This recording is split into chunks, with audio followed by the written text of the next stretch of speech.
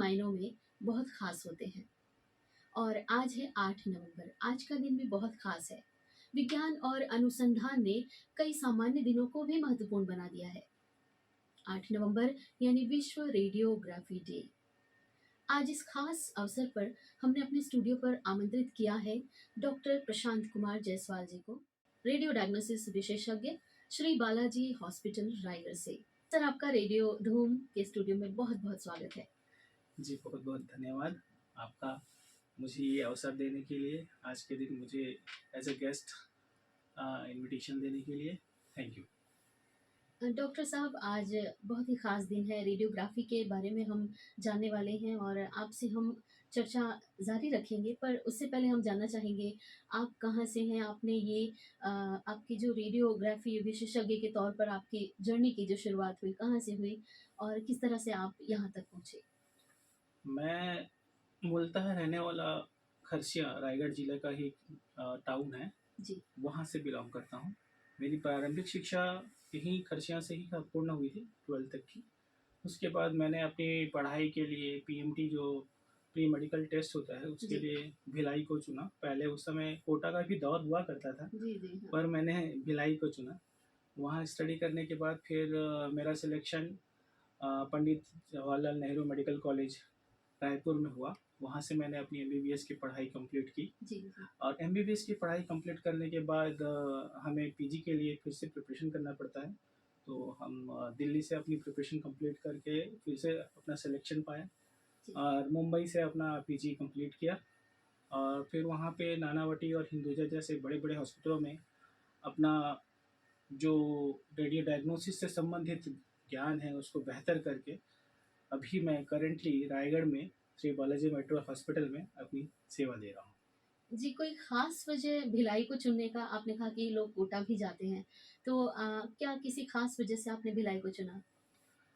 इन generally लोगों का मोटो यही था कि या तो भिलाई चलो या तो कोटा चलो, जी। बट मुझे ज़्यादा डिस्टेंस पे जाके प्रिपरेशन करने का अंदर से कुछ ऐसा मन नहीं था। हुँ, हुँ। मुझे बस लगता था कि ऐसी जगह हो जहाँ मुझे गाइडेंस मिल जाए। जी। बाकी मुझे उस समय पता चल गया था कि जो भी करना है सेल्फ स्टडी से करना है। जी, जी। अगर गाइडेंस अच्छी मिलेगी और सेल्फ स्टडी स्ट्रांग रहेगा तो मेरा सिलेक्शन कोई रोक नहीं सकता। बिल्कुल, ये आत्मविश्वास आपको वहाँ तक लेकर गया। हाँ, जी। ये विश्वास मुझे भिलाई पहुँचते ही मिला। अच्छा। भिलाई क्योंकि तुरंत मुझे सिलेक्शन नहीं मिला था। 1 जी। साल मैंने ड्रॉप लिया था वहाँ पे। उस ड्रॉप के दौरान मुझे काफ़ी कुछ सीखने को मिला। जी, जी। उस दौरान मुझे लगा कि पढ़ाई की क्या अहमियत होती है। लगभग 4 बजे से उठ के जा रहे हैं। बिल्कुल। हम जो सुबह 8 या 9 बजे के पहले किताब नहीं खोलते थे, वहाँ पे 4 बजे से उठ के लगभग रात के 8-9 बजे तक कंटिन्यूअस ट्यूशन करते हुए पढ़ाई करते थे। जी। उसको देख के मुझे जो अनुभव हुआ कि पढ़ाई जो है तपस्या है। तपस्या है और वहाँ आपको एक कॉम्पिटिशन का माहौल भी माहौल भी मिलेगा। मिला। जी। आज आप एक रेडियोलॉजिस्ट हैं। इसकी जो शुरुआत है जब आपने की, तो कहाँ से आपने शुरुआत की? आपने कहाँ से प्रैक्टिस की और फिर कैसे आपका ये जैसे ही मेरा ये प्राइमरी एजुकेशन कंप्लीट हुआ जी।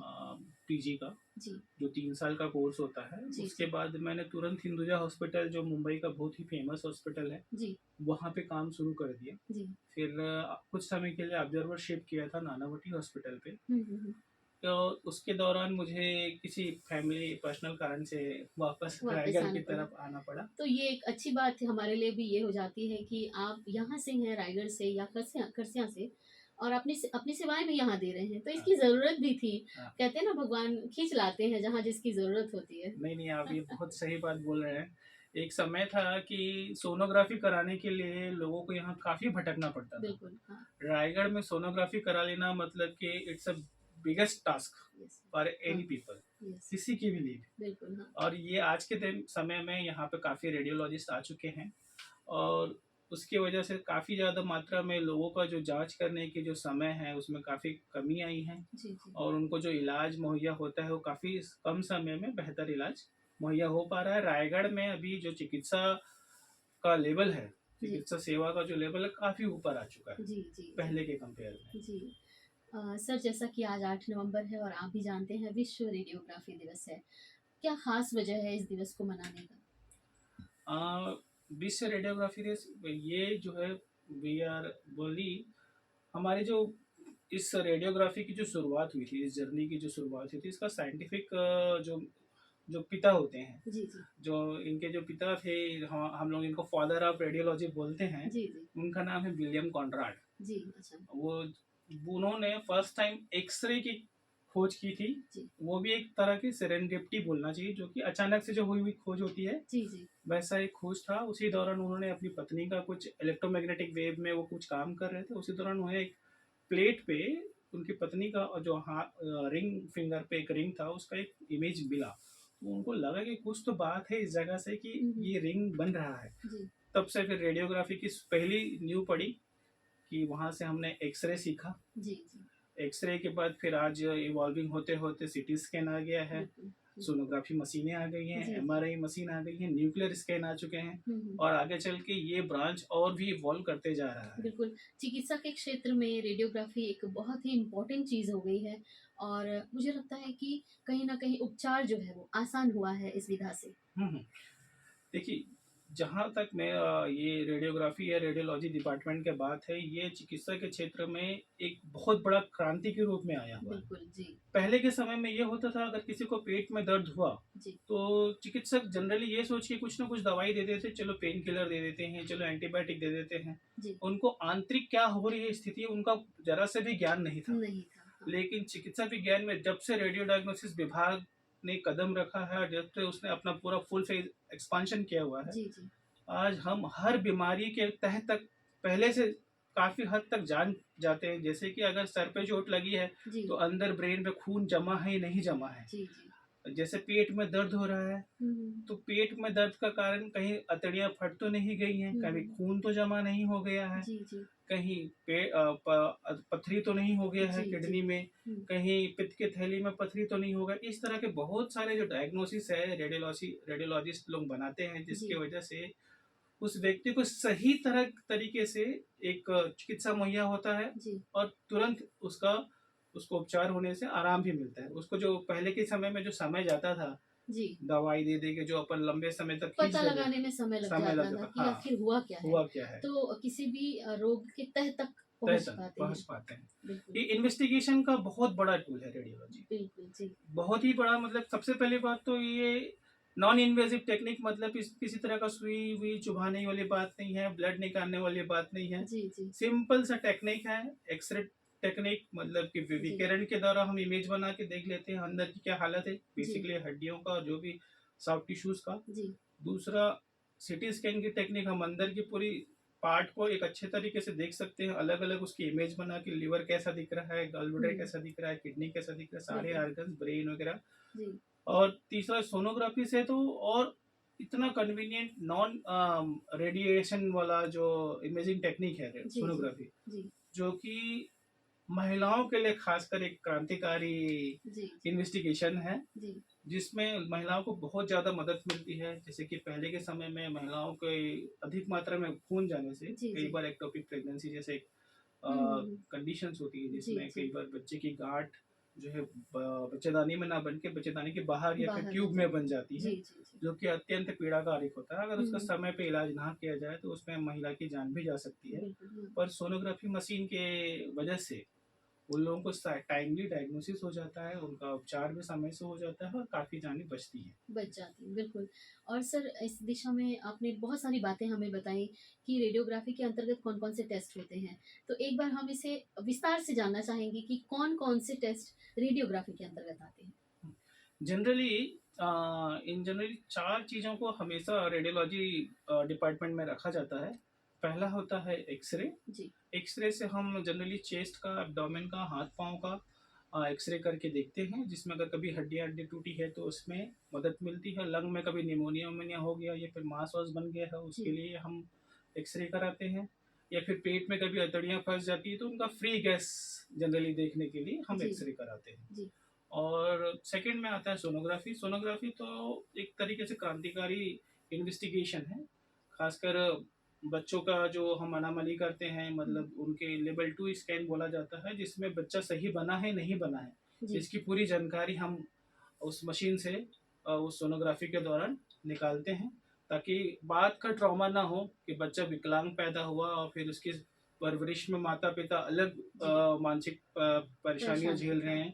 और इस तरह की चीज़ों से बचने के लिए ही ये जनरली एडवाइस किया जाता है एनोमली स्कैन को। जी, और इसके अलावा नेक्स्ट है सिटी स्कैन, जिससे जनरली ब्रेन में अगर कहीं भी खून वून जमा हुआ है जी, जी। उसके लिए बेस्ट इन्वेस्टिगेशन होता है। हुँ, और सिटी स्कैन तो इतना कारगर हुआ था अभी कोविड के टाइम पे बिल्कुल। कि लंग की क्या स्थिति है, जी, रियल क्या स्थिति है, वो बताने के लिए सिटी स्कैन बहुत ही ज़्यादा उपयोग किया गया था। जी। और जिसमें काफ़ी ज़्यादा लोगों की जान भी बचाई गई कि उनकी स्थिति देख के उनको कौन सा दवाई क्या ट्रीटमेंट देना चाहिए, ये लोगों ने डॉक्टरों ने अपना एडवाइस किया। जी, और फिर लास्ट है एमआरआई। एमआरआई भी एक बहुत ही इम्पोर्टेंट इन्वेस्टिगेशन टूल है, जिसमें सभी ज़्यादातर रीढ़ की हड्डियों में कुछ अगर विशेष प्रॉब्लम है डिस्क का, उसके लिए कराते हैं। जी, या फिर आप किसी जॉइंट में आपको विशेष स्पेशली कुछ प्रॉब्लम हो रहा है, जी, जी, तो उसके लिए कराया जाता है कि जॉइंट का जो स्ट्रक्चर्स है जी। वो सामान्य रूप से जैसे होने चाहिए वैसे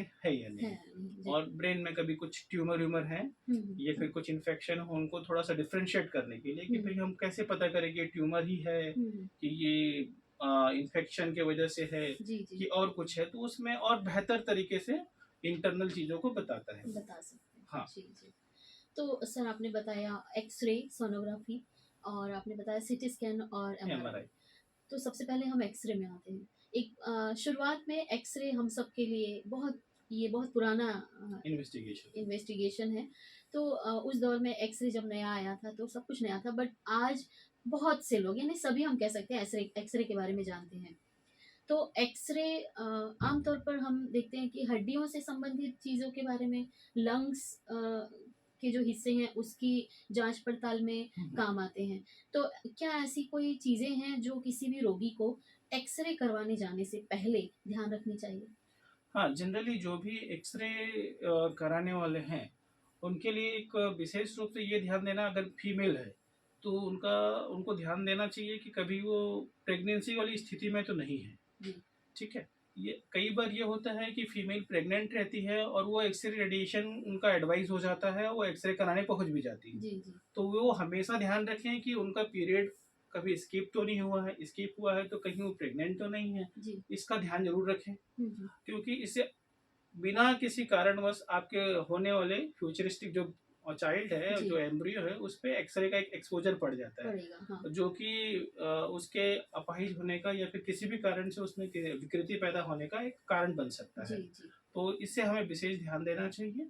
और दूसरा, जब भी कोई एक्स-रे कराएँ तो पोजीशन का विशेष ध्यान दें। जी। आप जो टेक्नीशियन आपको जिस पोजीशन में एक्स-रे कराता है, उस पोजीशन को मेंटेन करें। हुँ, हुँ। और कई लोग जैसे साँस लेने के लिए बोलते हैं, साँस लंबी साँस लो, रोक के रखो, फिर हुँ, एक्स-रे हुँ। कराने के लिए। हुँ, हुँ। तो आराम से साँस छोड़ के हाँ, हाँ, सिंपल से हाँ। बैठे रहते हैं। तो इससे फिर उससे क्या है, जो लेवल अप जो आना चाहिए इमेज का, जी, वो थोड़ा-सा डाउनग्रेड हो जाता है। डाउन हो जाता है। इससे क्या है, कुछ इन्वेस्टिगेशंस के जो क्वालिटीज़ हैं, वो कम हो जाती है, जो आपकी कई सारी चीज़ों के लिए प्रॉब्लमेटिक होती है। बिल्कुल, हाँ।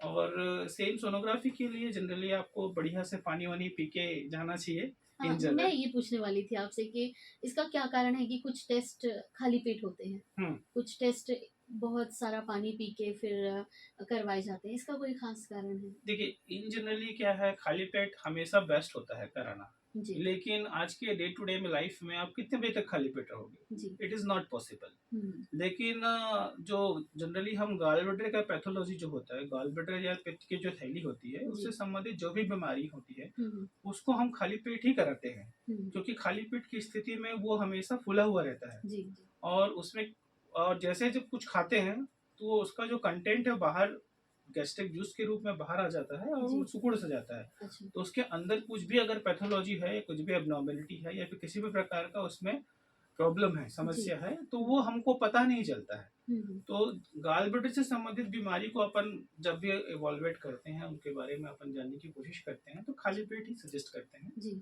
और पानी पीने के लिए इसीलिए कहा जाता है कि इससे बेटर हमको कॉन्ट्रास्ट मिलता है। हुँ, हुँ। पेशाब की थैली अच्छे से भरे रहने से नीचे के 2 ओवरीज जो होते हैं, जी, जी। यूट्रस जो होता है, जी, प्रोस्टेट जो होता है, इसका विजुअलाइज़ेशन बहुत आसान हो जाता है। बिल्कुल। हाँ। अन्यथा होता क्या है, जो अतड़ियों में फैली हुई जो गैस, जो फूड आप खाए रहते हैं, उसकी जी। वजह से काफ़ी ज़्यादा शैडो आता है हुँ, हुँ। और वो कॉन्ट्रास्ट भी हमको नहीं मिल पाता जो ब्लैडर के फुल होने से मिलना चाहिए। मिलना चाहिए, जी।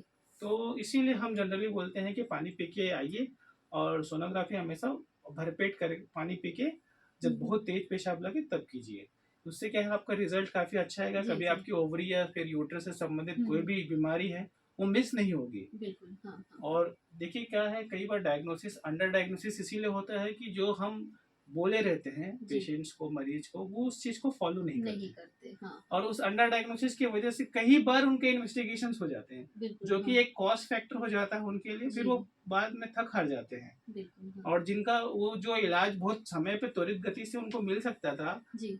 उसके लिए वो और 2 बार 3 बार हुँ। आते हैं। हुँ। तो एक तरह का समय का भी इसमें काफ़ी ज़्यादा लॉस होता है। जी, जी। तो जहाँ तक हो सके डॉक्टर के जो सुझाए गए निर्देश हैं, निर्देश हैं उसको हाँ, फॉलो करें फ़ॉलो तो करें। बेहतर रहता है। बिल्कुल सर। और सर गर्भावस्था की अगर हम बात करते हैं, काफ़ी लंबा अंतराल होता है 9 महीने का।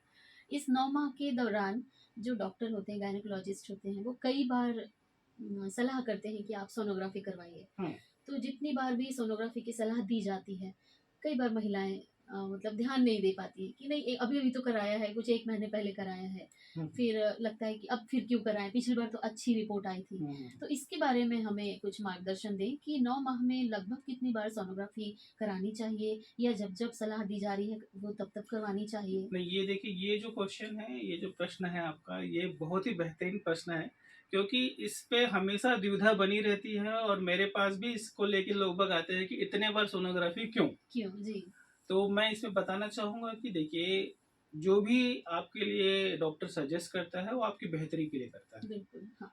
और इस पे कॉस्ट फैक्टर आता है या फिर आपका टाइम फैक्टर आता है, जिसकी वजह से आप थोड़ा-सा विथड्रॉ मतलब थोड़ा-सा हिचकिचाते हैं कि बार-बार क्यों?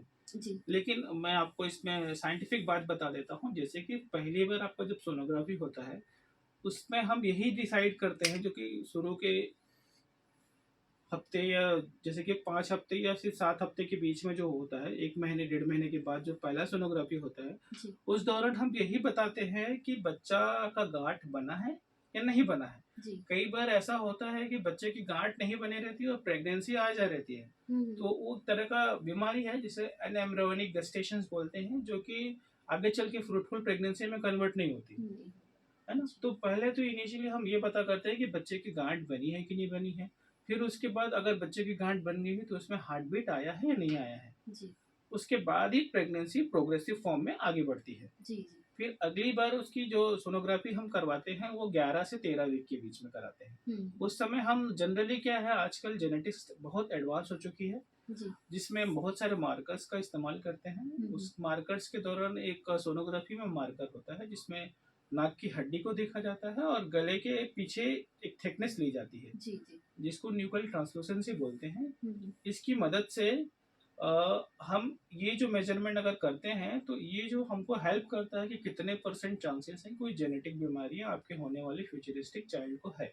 जी, जिसकी अगर परसेंटेज बहुत ज़्यादा लेवल पे कम आए, हुँ, मतलब कम से कम परसेंटेज में उसको चांस बने, तो वो हमेशा एक बेहतर चाइल्ड आउटकम के लिए जी, एक इंडिकेशंस होता है। जी, जी, फिर अगला सोनोग्राफी जो करते हैं हम वो 20 वीक से 22-23 ऐसा वीक में करते हैं। जी, तो उस वीक में एनोमली स्कैन, लेवल 2 स्कैन बोलते हैं। उस स्कैन पे हम बच्चे कंप्लीटली बन जाने के बाद उसके आंतरिक अंगों को हम अच्छे तरीके से देखते हैं, जी, चाहे वो किडनी हो, लंग हो, हुँ, हार्ट हो, ब्रेन हो, हाथ पाँव हो, और बाकी जो भी उसके जो इम्पोर्टेंट स्ट्रक्चर्स हैं उनको देखा जाता है, चाहे रीढ़ की हड्डी हो।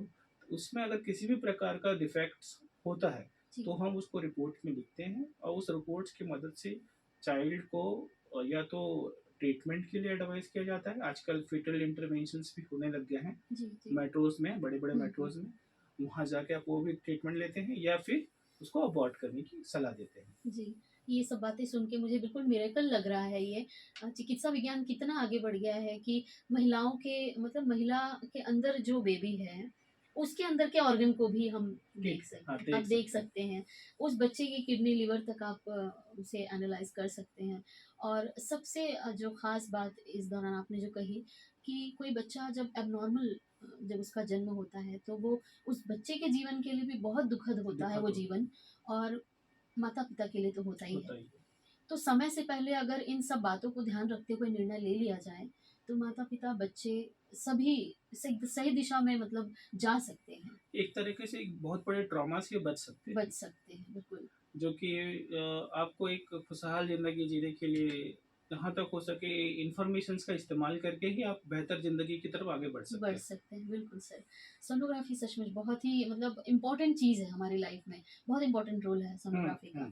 तो ये तो कुछ प्रेगनेंसी से रिलेटेड सोनोग्राफ़ी की बात हुई, और कौन-कौन से रोगों में हम सोनोग्राफ़ी की तरफ जाते हैं? सोनोग्राफ़ी जो है एक वेरी मच आइडियल टूल मानना चाहिए रेडियोलॉजी विभाग में। उसमें जैसे कि कभी पित्त की थैली में पथरी हो गई, तो वो जी, बहुत अच्छे से विजुअलाइज़ होता है। जी।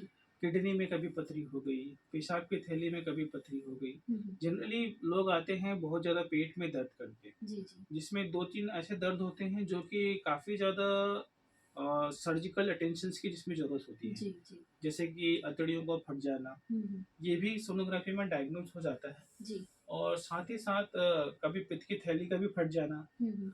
और साथ ही साथ लीवर में कभी बड़ा-सा एब्सेस बन जाना, जी। मवाद सा भर जाना, जी, जी। जिसकी वजह से पेशेंट को कंटीन्यूअस पेन होते रहता है। हुँ, हुँ, हुँ। या फिर अतड़ियों को आपस में इस तरीके से हो जाना कि उसमें जो प्रॉपर जो फ्लो होता है, जिसको हम ऑब्स्ट्रक्शन बोलते हैं या जी, फिर रुकावट बोलते हैं, जी। वो काफ़ी मात्रा में हो जाती है, जिसकी वजह से पेशेंट को अत्यधिक पेन होता है। हुँ, हुँ। और मोस्ट कॉमन डायग्नोसिस हम जो बनाते हैं ये रूटीन डेज में जो है अपेंडिसाइटिस। जी, जी। हाँ। ये भी एक तरीके का काफ़ी ज़्यादा पेनफुल सिचुएशन होता है। जी। राइट टाइम पे अगर इसका डायग्नोसिस नहीं हुआ तो रप्चर होने के बाद काफ़ी ज़्यादा पेशेंट कई बार शॉक में चले जाते हैं। चले ये जाते सारे सर्जिकल अटेंशन वाले बीमारियां हैं जिनको तुरंत सोनोग्राफी करके तुरंत ही इनका इलाज होना चाहिए। जी। डॉक्टर साहब, आपने पेट दर्द की बात कही, तो ये जो पेट दर्द है, क्या शुरुआती दर्द में ही हमें डायग्नोसिस की तरफ जाना चाहिए? क्योंकि कई बार हम आम लोग क्या करते हैं कि पेट में दर्द है, गैस्ट्रिक का होगा, कुछ दवा ले लिए नहीं या ये फिर इग्नोर कर लिया, कभी थोड़ा सहनीय जब तक है, तब तक हम सह रहे हैं, जब असहनीय हुआ, तब हम चिकित्सा की हाँ, दिशा नहीं में गए। ये आपने बहुत सही बात बोली। ये जो पेट में जब दर्द होता है इसके कारण भी बहुत सारे होते हैं। जी। और मोस्ट रूटीनली जो आप बोल रहे हैं गैस का प्रॉब्लम है या गैस्ट्राइटिस का प्रॉब्लम है, हुँ, इस हुँ। भाग-दौड़ की ज़िंदगी में बहुत कॉमन है। क्योंकि we are very much keen towards the मतलब हम बहुत ज़्यादा कम्फर्ट फूड की तरफ भागते हैं। बिल्कुल, हाँ। जैसे कि अब घर से निकले तो घर से कुछ खा के नहीं निकलेंगे। जी।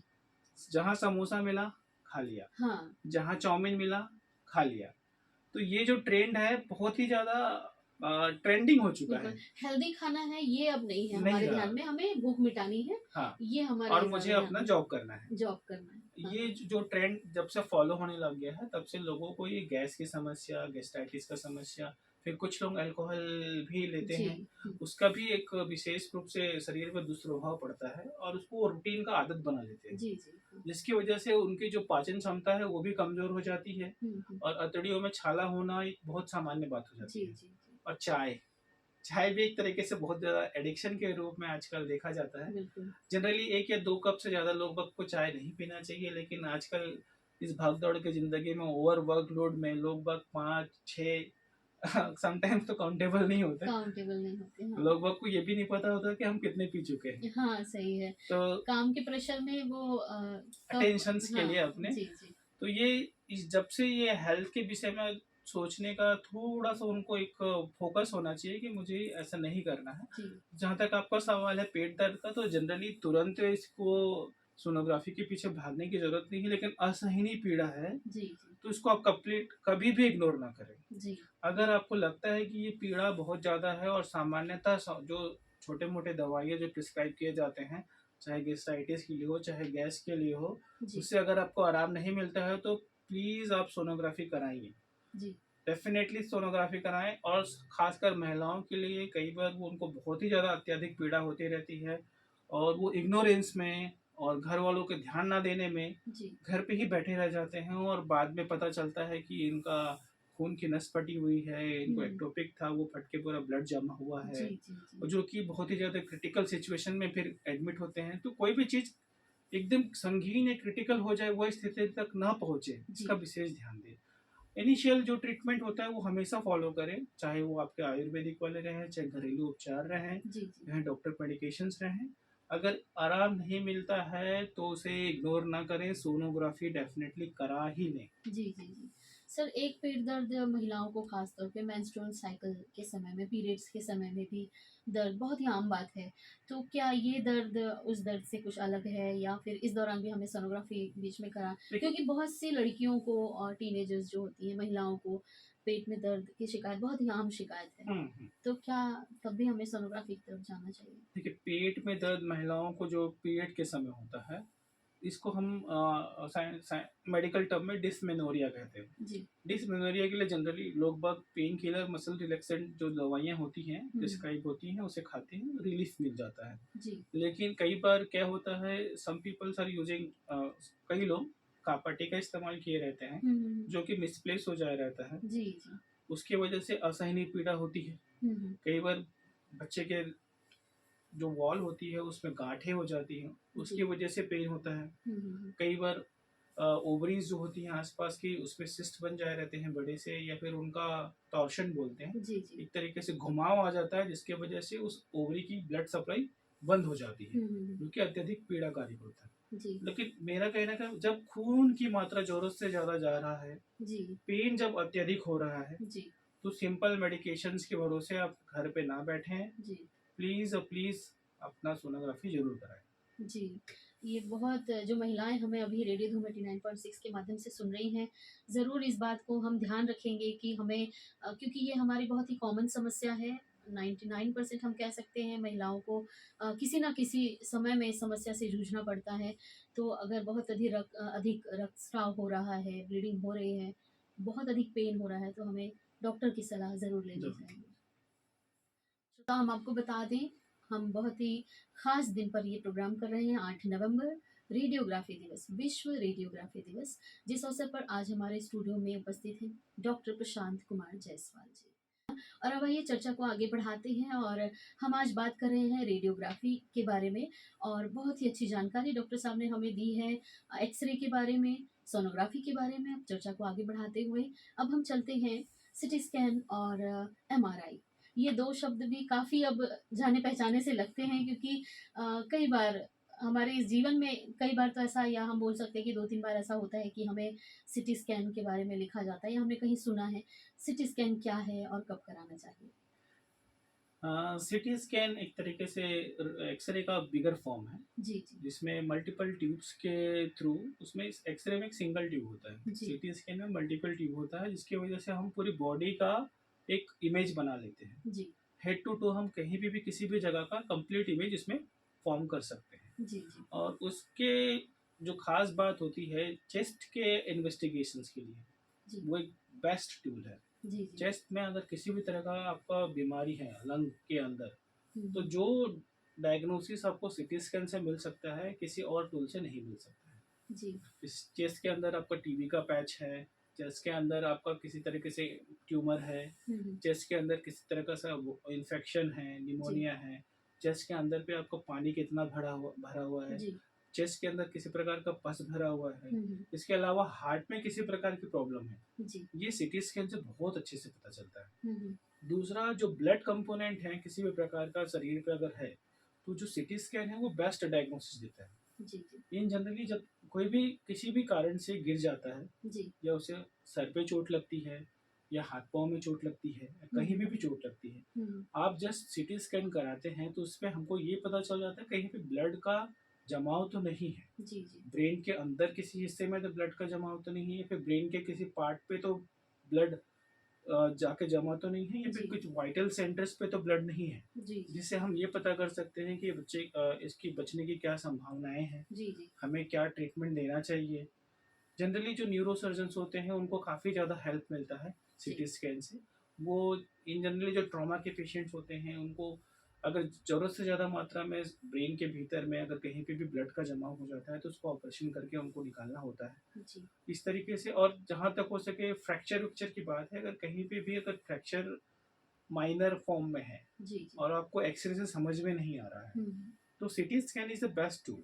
जी। वो माइनर से माइनर फ्रैक्चर को आपको बहुत बेहतरीन तरीके से विजुलाइज कराता है। जी, जी। तो इस तरीके से आपको अगर डाउट होता है कि कहीं पे पेन है, it could be due to some bone fracture, hmm, hmm. तो वो आपको सिटी स्कैन कराना चाहिए उसमें। जी, जी। और सेकंड बात आती है कि इसके जो और ज़्यादा और क्या-क्या इम्प्लीकेशंस है, तो अभी आगे फ्यूचर में सीटी स्कैन के नए इवॉल्वेशंस आ रहे हैं, जिसे पैट सिटी बोलते हैं। जी, जी। इनको न्यूक्लियर स्कैन और सीटी स्कैन को मैच करके अच्छा, आंकों की दिशा में विशेष काम किया जा रहा है। मतलब किसी प्रकार के कैंसर टिश्यूज को कैंसर। डायग्नोस करने जी, में मदद जी, मिलती है। जी। और इसके अलावा हार्ट का जो रिदम होता है, हुँ, हार्ट के हुँ। जो वेसल्स होते हैं, जी। वो प्रॉपर्ली पेटेंट है या नहीं है, हुँ। ये भी हम सिटी स्कैन से पता कर सकते हैं। ये बस अच्छा। Upgraded version of CT scan होना चाहिए आपके जी, पास। जी। एटलीस्ट 64 स्लाइस के ऊपर की मशीनों में आप पता कर सकते हैं कि आपकी हार्ट के नसों में कहीं रुकावट तो नहीं है, अच्छा। क्या कहीं फ्यूचर में आपको एमआई तो नहीं हो सकता है। इस तरह की जानकारी, या सर फिर एमआई को थोड़ा-सा विस्तार एमआई में बताइए। मतलब हार्ट के किसी भी नसों में रुकावट होने से, जिसमें धड़कन में हार्ट अटैक आ गया है बोलते जी, हैं इन जी, जी। जनरल टर्म में। हाँ, हाँ। तो ये मायोकार्डियल इंफार्क्शन जो मेडिकल टर्म है, जी, जी। तो वो जनरली अगर होने वाला है, तो नसों में ब्लॉक अगर रहता है, तो अगर पहले अगर पता चल जाता है, जी, तो उसको प्रोफाइलेक्टिकली अगर आप स्टेंट डलवा लेते हैं या फिर उससे संबंधित दवाई ले लेते हैं, जी। तो आप फ्यूचर में होने वाले अटैक से सेव रहते हैं। आज के समय में सर हम देख रहे हैं कि हार्ट अटैक की जो प्रॉब्लम्स हैं या हार्ट अटैक की जो केसेस हैं, हम बहुत सुनने को हमें मिल रहा है।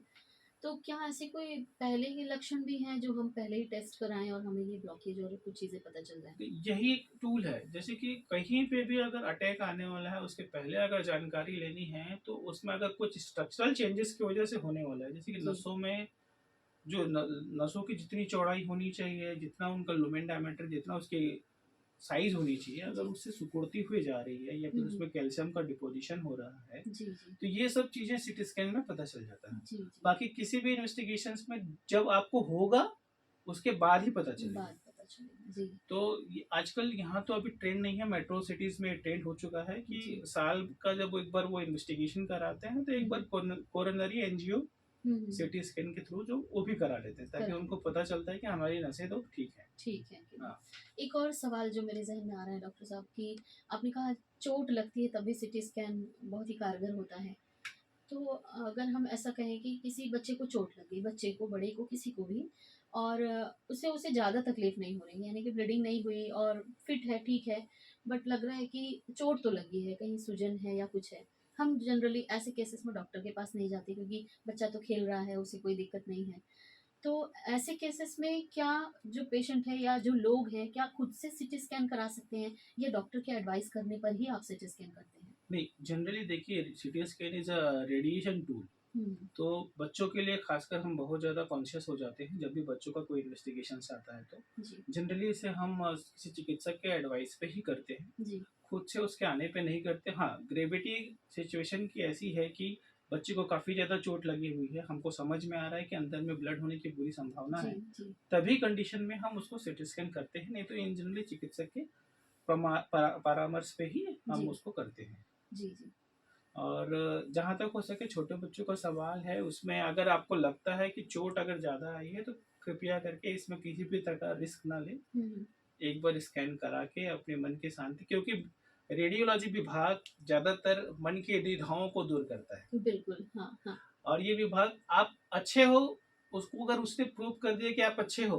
तो डेफ़िनेटली आप पूरी तरीके से आप सैटिस्फाइड हो जाते हो, आप बिल्कुल। मानसिक तनाव से मुक्त हो जाते हो। और सारे रोगों की जड़ें कहीं न कहीं हमारे मानसिक दृष्टिकोण से जुड़ी हुई जुड़ी हैं। रहती है, हाँ, जब हम मानसिक रूप से खुद को स्वस्थ महसूस करते हैं, तो शारीरिक रूप से स्वस्थ हो हो जाते हैं। जाते हैं। और ये अप्रूवल जो है वो रेडियोलॉजी रेडियोलॉजी डिपार्टमेंट डिपार्टमेंट देता मिलता है, है। बिल्कुल।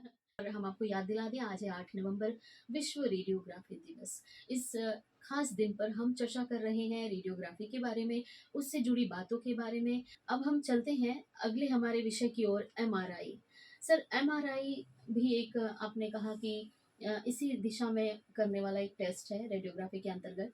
एमआरआई क्या है और ख़ास तौर पर ये कब कराया जाता है? कब डॉक्टर सलाह देते हैं एमआरआई कराने के लिए? और सबसे ख़ास बात जो हमें पूछनी है इस विषय में कि लोग क्या सावधानियाँ रखें एमआरआई कराने से पहले? हुँ, ये देखिए, एमआरआई जो एक सीटी स्कैन का अपग्रेडेड वर्ज़न है। जी, लेकिन इसमें हम मैग्नेट फ़ोर्स का यूज़ करते हैं। मैग्नेटिक फ़ोर्स का इस्तेमाल करते हुए बॉडी का इमेज तैयार किया जाता है। उस इमेज को हम डिफ़रेंट डिफ़रेंट तरीके से जी, इवैल्यूएट करते हैं या फिर समझते हैं, और उसकी जानकारी के हिसाब से रिपोर्ट तैयार करते हैं। जी, एमआरआई जो एक टूल है, उसकी सबसे खास बात ये है कि इसमें आपको जब भी स्कैन कराने जाना है, इसकी सावधानियों को सबसे पहले ध्यान में रखना है। जी उसके बाद बाकी की चीज़ें सेकेंडरी हैं, क्योंकि आज के दिन प्रतिदिन समस्याओं को देखते हुए कईयों को इस विषय में नहीं पता रहता है कि ये मैग्नेट बेस्ड मशीन है, जी। और वो एकाएक घुस जाते हैं हम्म। मशीन रूम में, जी जी जो कि नहीं होना चाहिए।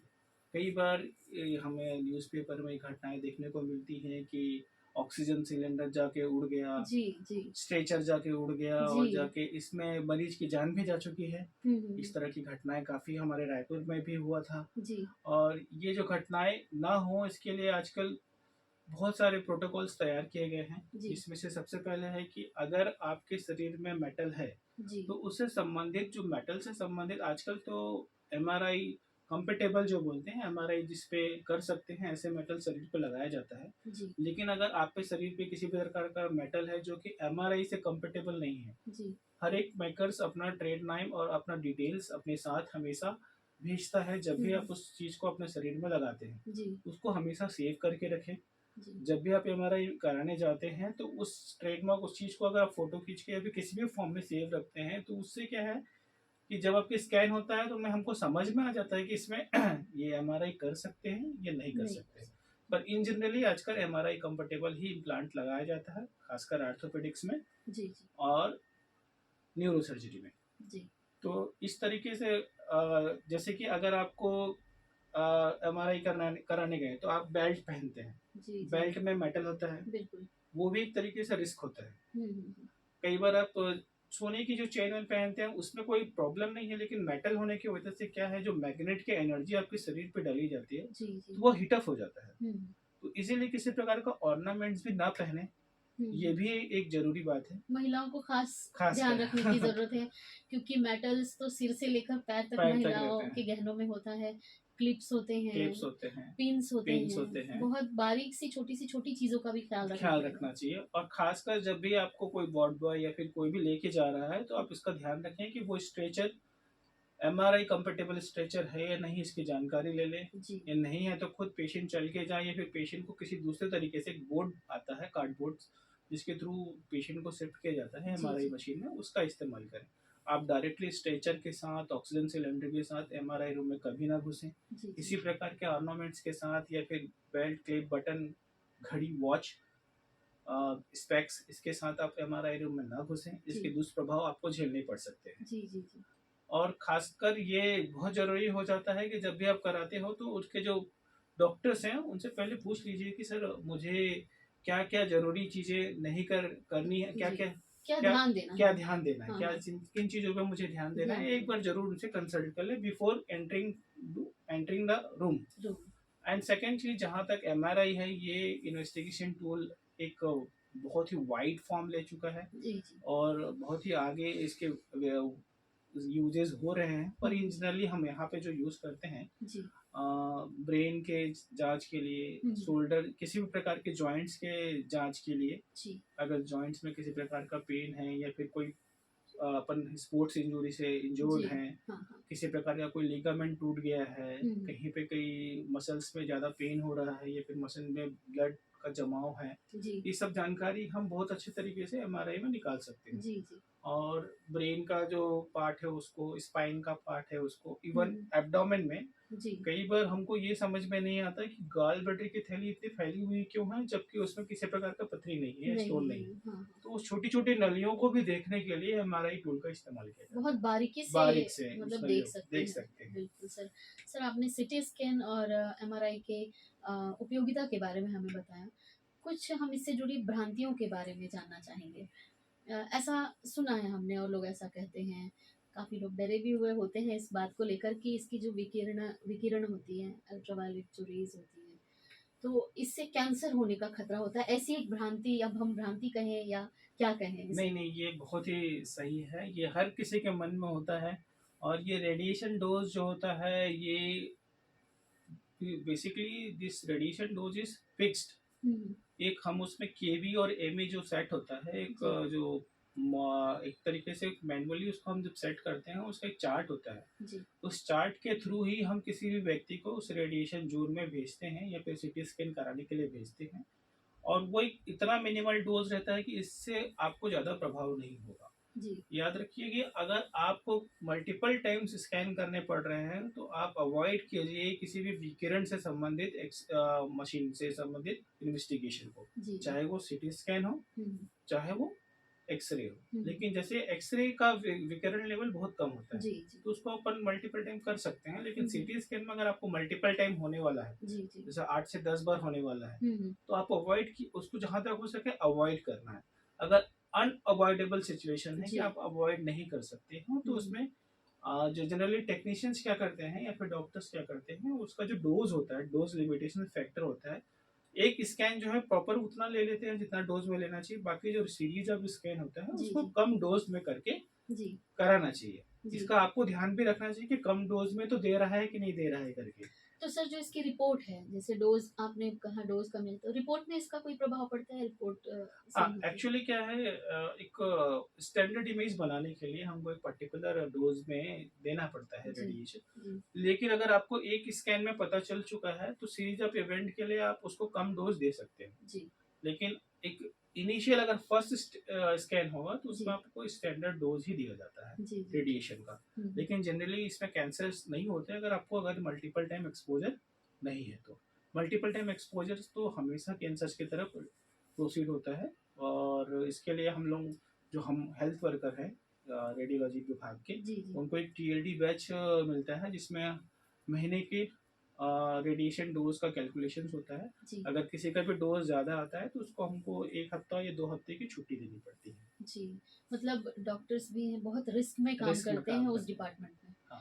बहुत रिस्क में चलना पड़ता है, और जब मतलब ये हम कहीं ना कहीं कह सकते हैं, क्या ये भ्रांति सच है कि हमें कुछ तो दूरी बनाकर बना के रखनी रखनी चाहिए। पड़ती है, बहुत आवश्यक हो, अनिवार्य हो, हम्म। तभी हम उस दिशा में जाना चाहिए। और मुझे लगता है कि चिकित्सक भी तभी सलाह करते सलाह होंगे कि करते हैं।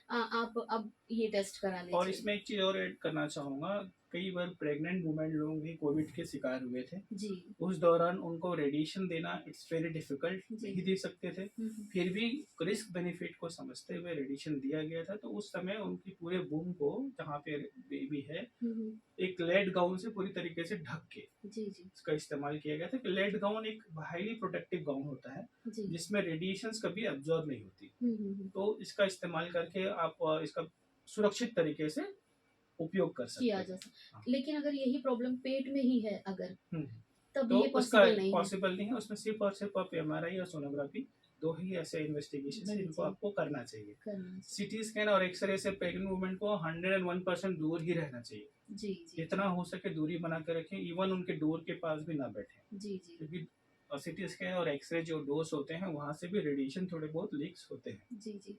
और सोनोग्राफी ये सेफ होता है, सेफ होता है। इसीलिए ही जो 9 महीने के दौरान सोनोग्राफी मल्टीपल टाइम, एडवाइस हाँ किया मल्टीपल जाता टाइम है। एडवाइस जी होता जी है। वो हाईली सेफ इन्वेस्टिगेशन है उसमें। हाँ, कई बार का लोगों का मन में ये रहता है कितने बार सोनोग्राफी कराने से मेरी बेबी को कुछ हो तो नहीं हाँ जाएगा। हाँ हाँ तो मैं बता दूं, सोनोग्राफी उसका नाम ही है अल्ट्रासाउंड। जी जी तो जी साउंड वेव टेक्निक है वो। जी जी और उस साउंड वेव टेक्निक में जो साउंड एनर्जी होती है इट्स वेरी लो। वो हम्म आपकी बेबी को भी कुछ इफेक्ट नहीं डालेगा, जी न ही प्रेग्नेंट वुमेन को कुछ इफेक्ट डालेगा। हम्म। तो हाईली सेफ इन्वेस्टिगेशन है। जी बस उसका सही रिपोर्ट होना चाहिए। रिपोर्ट हम्म। आपका अगर गलत हुआ तो फिर चिकित्सक भी गलत समझेगा जी और फिर फाइनली आपका ट्रीटमेंट भी गलत होगा। गलत होगा। तो सही जगह पे ही आप अपना जांच कराएं, कहीं पे भी अपना जांच ना कराएं। जी जो भी ऑथेंटिक लोग प्रैक्टिस करते हैं जी उन्हीं के पास ही अपनी जांच कराएं। जी जी सर, बहुत ही अच्छी जानकारियाँ आप दे रहे हैं। और रेडियोलॉजी जो है हमारे जीवन में कितना महत्वपूर्ण है ये हमें पता चल रहा है। साथ में हम कह सकते हैं कि सावधानियाँ भी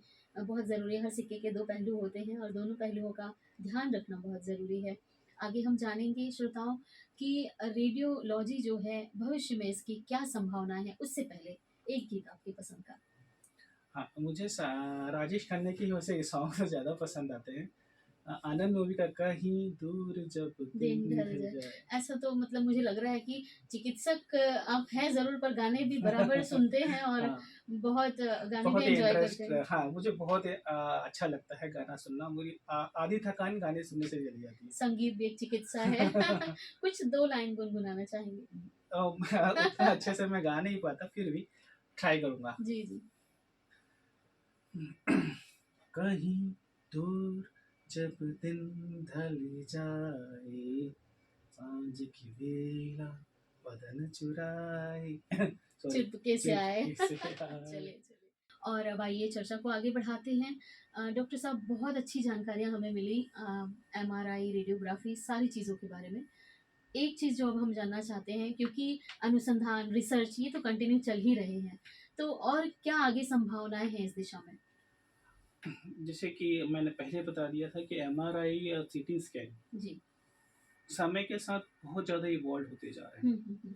आगे चल के और सोनोग्राफी में भी एक इवॉल्वेशंस आ गया है कि आप इलास्टोग्राफी एक टेक्निक होती है, जी, जी। जिससे हम टिश्यू की कंसिस्टेंसी भी पता कर सकते हैं कि ये कैंसरस है की वजह से है, ये हुँ। फाइब्रस टिश्यूज़ है या फिर नॉर्मल टिश्यूज़ है। जी, जी।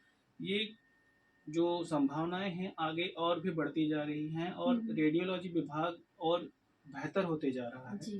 खासकर एमआरआई के रूप में जो टेक्निक्स आ रहे हैं, जी, जी। जिसमें हम फंक्शनल एमआरआई होता है हुँ, हुँ। और एमआरएस बोलते हैं, एमआरआई स्पेक्ट्रोस्कोपी। जी, जी। इससे हम उस टिश्यूज़ की, जो एब्नॉर्मल टिश्यूज़ है, उसकी केमिकल कंटेंट के बारे में हम पता कर सकते जी, हैं, जी, जी। जो हमें डायग्नोसिस बनाने में काफ़ी मदद करता है। Hmm, hmm. It's just not like कि हम स्ट्रक्चरल टिश्यूज़ को देख रहे हैं जी, जी। इमेज बना के, हाँ। हम उसके कंटेंट्स को भी समझने की कोशिश कर रहे हैं। जी। साथ ही साथ ये न्यूक्लियर स्कैन्स, ये भी काफ़ी एडवांस होते जा रहा है, इसकी तो अब अलग से पढ़ाई भी होने लग गई है। जी। फिर भी हमें थोड़ा बहुत इसका एक्सपोज़र मिलता है, पैट सिटी स्कैन जो होता है। हुँ, हुँ। इससे क्या है, कहीं पे भी टिश्यू, कई बार कैंसर की स्थिति होती है, वो कितने जगह पे फैल चुकी है। अच्छा। इसकी जानकारी एक पैट सिटी स्कैन से बेहतरीन तरीके से हमें मिलती है, जो जी, कि किसी और स्कैन में नहीं मिलती है। जी, जी। और इस टेक्निक से हम ये पता कर सकते हैं कि कैंसर की स्थिति कौन से लेवल पे पहुंच गई है, कि लेवल स्टेज 4 पहुंच गया है, जी। स्टेज 3 पे है, स्टेज 2 पे है, या फिर कौन कौन से टिश्यू को हमको ऑपरेशन के दौरान निकालना होगा। हुँ, हुँ, हुँ। ये इस तरीके से बहुत ही ज़्यादा हेल्पफुल हो रहा है सर्जिकल और मेडिकल ट्रीटमेंट में। जी। और आगे भी चल के इसमें और टेक्निक्स ऐड होते ही जाएंगे, और साइंस तो कीप ऑन ग्रोइंग ही है। बिल्कुल, हाँ। और इसमें कोई डाउट ही नहीं है कि रेडियोलॉजी विभाग आगे चल के और भी बड़ा होगा और बेहतर होगा, जी, और जी। भी बेहतर रेडियोलॉजिस्ट बन के आएंगे इस देश के। जी, जी। वैसे तो रेडियोलॉजिस्ट की संख्या काफ़ी कम थी पहले, जो कि दिनों दिन बढ़ती जा रही बढ़ती है, जा जो रही कि है। एक अच्छी बात है। जी। इससे कि एक बेहतर स्वास्थ्य की तरफ से एक बेहतर कदम है। जी, जी, जी। सर, रेडियो धूम 89.6 के जो श्रोता हैं, वो हमें रायगढ़ ज़िले में तो सुन ही रहे हैं, साथ ही पूरा देश जो है हमें सुनता है। हम आपको बता दें कि हमारे कई श्रोता विदेशों में भी बैठे हुए हमें सुनते हैं, और उन सभी श्रोताओं को आप स्वास्थ्य से संबंधित इस खास दिवस पर क्या कहना चाहेंगे? जी बिल्कुल, मैं चाहूँगा कि इस खास दिवस पे आप अपने हेल्थ का ख्याल रखें। जितना हो सके एक हेल्दी लाइफ जीने का कोशिश करें। वर्क बर्डन कितना भी हो, माइंड में उसका प्रेशर, शरीर को उसका प्रेशर नज़र नहीं आने दें। और जब भी आपको लगे कि चिकित्सीय परामर्श के दौरान अगर आपको लगता है कि हमें जांच करानी चाहिए, तो आप बिल्कुल भी ना झिझकें, जी। जांच के लिए जाएं, कराएं, अपनी मन की संतुष्टि प्राप्त करें। रेडियोलॉजी से खासकर नॉर्मल रिपोर्ट्स भी आते हैं तो लोगों को बहुत आह जैसे अब अनुभव होता है, खुशी क्या लगती खुशी है। लगती है कि हाँ, कि चलो ठीक है, सब अंदर जी, कुछ जी। ऐसे ज़्यादा मेजर प्रॉब्लम नहीं है। नहीं है। इसलिए एटलीस्ट जो जांच आसानी से होते हैं, जिसमें किसी प्रकार का कोई दुष्प्रभाव का बात नहीं है, उसको ज़रूर कराना चाहिए। जी, जी, जी। और मैं चाहूँगा कि ये जो भी व्यक्ति अगर समस्या से जूझ रहा है, तो उसे इग्नोर ना करें। बिल्कुल, और चिकित्सक की सलाह ज़रूर मानें। ज़रूर मानें। बिल्कुल। सर, रेडियो धमाकर आपको कैसा लगा? ये मेरे बेहतरीन पलों का एक क्षण यहाँ मैंने गुज़ारा है।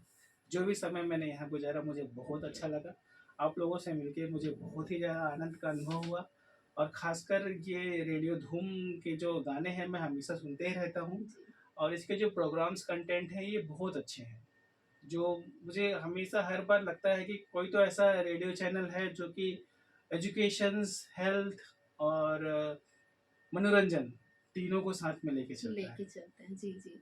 और सर इस ख़ास दिन पर आपने इतना अमूल्य समय हमें दिया, इतनी अमूल्य जानकारी हमें दी, इसके लिए आपका बहुत-बहुत धन्यवाद। स्टूडियो आने के लिए बहुत-बहुत जी, धन्यवाद। धन्यवाद।